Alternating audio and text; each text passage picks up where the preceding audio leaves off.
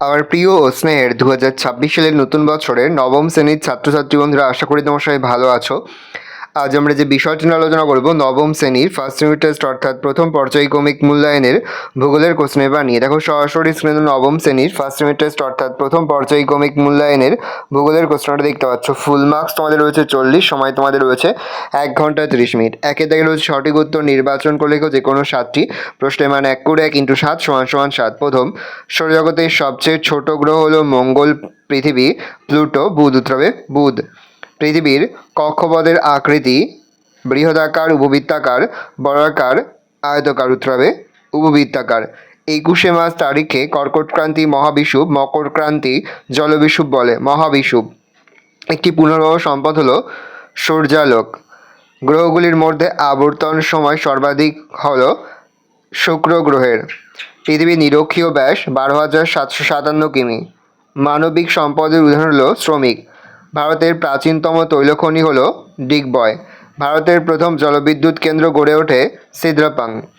দুয়ের কয়ে রয়েছে নিম্নলিখিত প্রশ্নগুলি শুদ্ধ হলে সু এবং অশুদ্ধ হলে অলেখ যে কোনো 3টি। 22শে ডিসেম্বর দক্ষিণ গোলার্ধে দিনের দৈর্ঘ্য সবচেয়ে কম হয়। এটা ভুল, তাহলে অশুদ্ধ লিখবো বা লিখব। সৌরজগতের বৃহত্তম গ্রহ হলো বৃহস্পতি। এটা যেহেতু ঠিক, তাহলে শুদ্ধ লিখবো বা সু লিখব। পৃথিবীর নিরক্ষীয় প্রদেশ কি হলো চাপা। এটা যেহেতু ভুল, তাহলে অশুদ্ধ লিখবো বা লিখব। ইস্পাতের সঙ্গে ক্রোমিয়াম ও নিকেল মিশে স্টেনলেস স্টিল তৈরি হয়। এটা যেহেতু ঠিক, তাহলে আমরা শুদ্ধ বা সু লিখব। ক্ষয় থেকে উপযুক্ত শব্দ ও শূন্যস্থান পূরণ করো। প্রশ্নের মান 1 করে 1 × 3 = 3।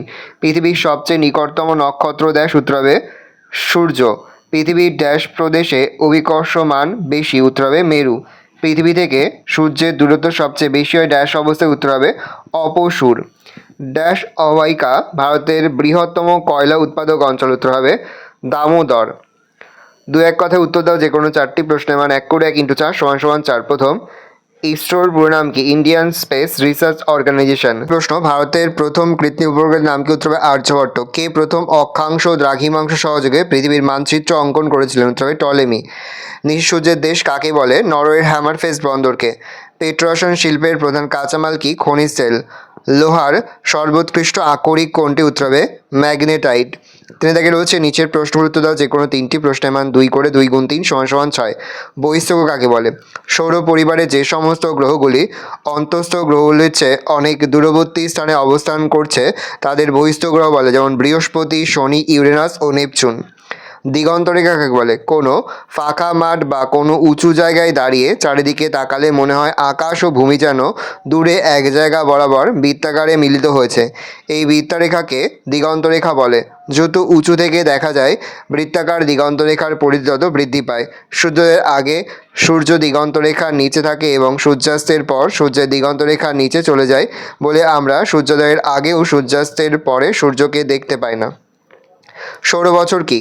পৃথিবী সূর্যকে সামনে রেখে নিজ মেরুদণ্ডের ওপর ঘূর্ণায়মান হয়ে একটি উপবৃত্তাকার কক্ষপথে সূর্যকে একবার পূর্ণ প্রদক্ষিণ করতে সময় নেয় 365 দিন 5 ঘন্টা 48 মিনিট 46 সেকেন্ড বা 365 দিন 6 ঘন্টা। একে এক সৌরবছর বলে।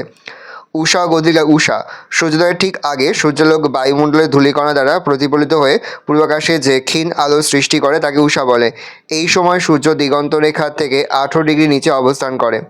গোধূলি সূর্যাস্তের ঠিক পরে বায়ুমণ্ডলীয় ধূলিকণা দ্বারা সূর্যালোক প্রতিফলিত হয়ে পশ্চিম আকাশে যে ক্ষীণ আলো সৃষ্টি করে তাকে গোধূলি বলে। নেক্সট, সম্পদ সংরক্ষণ বলতে কী বোঝো? অধ্যাপক জিমারম্যানের মতে আগামী প্রজন্মের জন্য বর্তমান প্রজন্মের ভোগের নিয়ন্ত্রণকে সংরক্ষণ বলে। এই অনুসারে ভবিষ্যৎ প্রজন্মের চাহিদা পূরণ ও দীর্ঘস্থায়ী উন্নয়নের উদ্দেশ্যে সম্পদকে মিতব্যয়ীভাবে, যথোপযুক্তভাবে ও বিজ্ঞানসম্মত উপায়ে ব্যবহার করাকে সম্পদ সংরক্ষণ বলে। কাকে এবং কেন সাদা কয়লা বলা হয়? জলবিদ্যুৎ শক্তিকে সাদা কয়লা বলা হয় কারণ কয়লা থেকে যেমন তাপবিদ্যুৎ শক্তি উৎপাদন করা হয় তেমনি জল থেকে জলবিদ্যুৎ শক্তি উৎপাদন করা হয়। কেবল কয়লার রং কালো এবং জল স্বচ্ছ বা বর্ণহীন, তাই কয়লার সঙ্গে তুলনা করে রূপ অর্থে জলবিদ্যুৎ শক্তিকে সাদা কয়লা বলা হয়। নেক্সট, 4 দাগে নিচের প্রশ্নগুলির সংক্ষিপ্ত ব্যাখ্যামূলক উত্তর দাও যে কোনো 3টি প্রশ্নের মান 3 করে 3 × 3 = 9। প্রথম, জিওড বলতে কি বোঝো? গ্রিক শব্দ জিও ও ইওটস মিলে জিওড শব্দের উৎপত্তি। জিও এর অর্থ পৃথিবী এবং ইওট শব্দের অর্থ দর্শন বা দেখতে, অর্থাৎ জিওড শব্দের অর্থ পৃথিবীর মতো দেখতে বা পৃথিবী সদৃশ্য।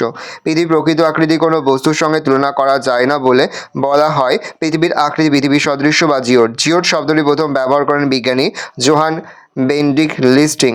জিপিএস কি? জিপিএস এর পুরো কথাটি হলো গ্লোবাল পজিশনিং সিস্টেম, যার দ্বারা মানুষের তৈরি 24টি কৃত্রিম উপগ্রহের সাহায্যে ভূপৃষ্ঠের ওপর কোনো স্থানের অবস্থান নির্ণয় করা যায়।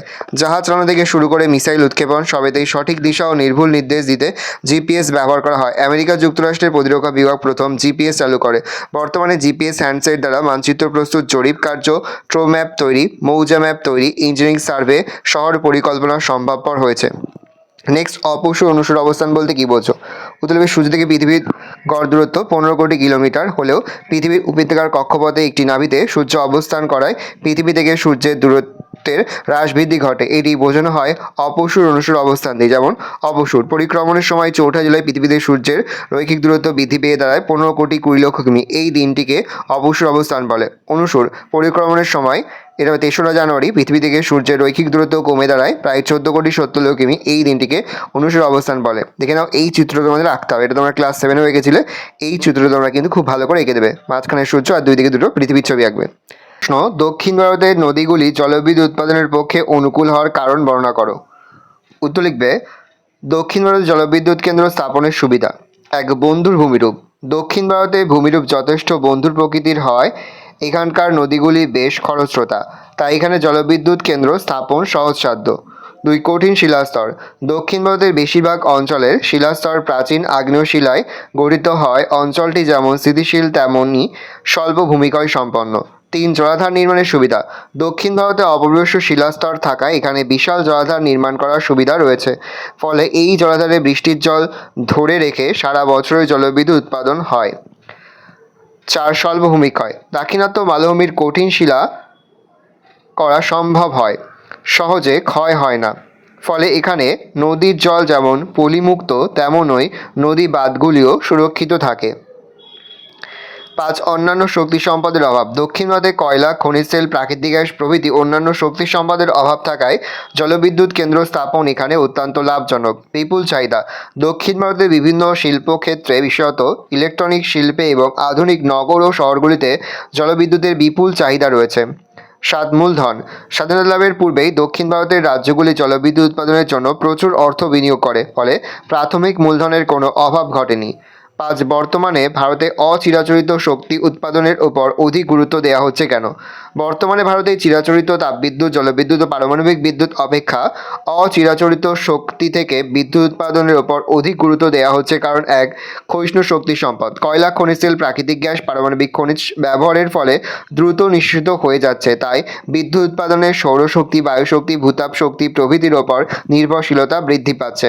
2, অফুরন্ত অচিরাচরিত শক্তি। অচিরাচরিত শক্তি সম্পদগুলি ব্যবহারের ফলে শেষ হওয়ার কোনো সম্ভাবনা নেই, তাই এর গুরুত্ব বৃদ্ধি পাচ্ছে। 3, পরিবেশ দূষণ কম। অচিরাচরিত শক্তি সম্পদগুলি ব্যবহারের ফলে পরিবেশ দূষিত হয় না, তাই এই পরিবেশ বান্ধব সম্পদ ব্যবহারে অধিক গুরুত্ব দেওয়া হচ্ছে।